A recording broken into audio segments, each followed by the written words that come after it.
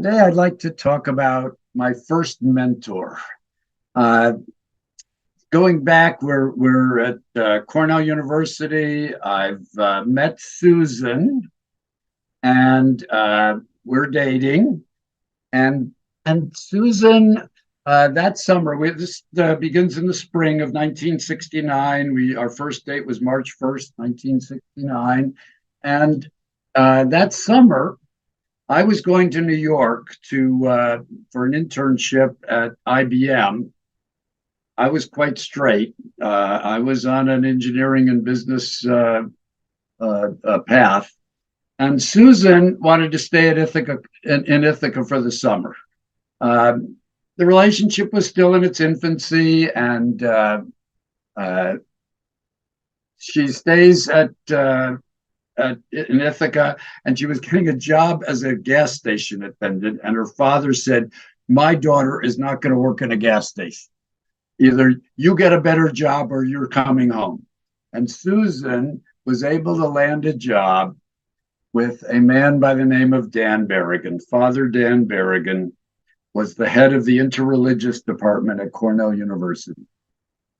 Father Dan Barrigan was a uh, a Jesuit priest and a staunch anti-war activist. The Vietnam War at the time, it's 1969, and Susan became an assistant for him, in which she worked on an Appalachian poverty project. This was another one of his interests for equality and working to reduce poverty.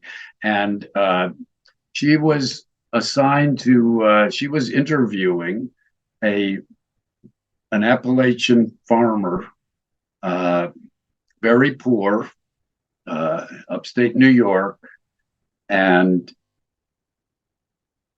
in a clapboard house, really an outhouse. And this was really rural poor. And he said to Susan, looking out over this valley and the mountain with a few cows and sheep, "Look at this. I feel like I'm one of the wealthiest people in the world. Look at this view. I live on top of a mountain." And that changed Susan. That was Susan's first real encounter with poverty. Dan Barrigan became a mentor to her. When I came back to Cornell to start the fall, she introduced me to Dan Barrigan. He was the first adult that I shared my adoption story with. Dan Barrigan became famous because he was part of something called the Cantonville Nine. There were 9 of them that broke into a draft headquarters in Cantonville, New York, and set the draft records on fire with homemade napalm. He was a fugitive from justice. He taught me about the Vietnam War.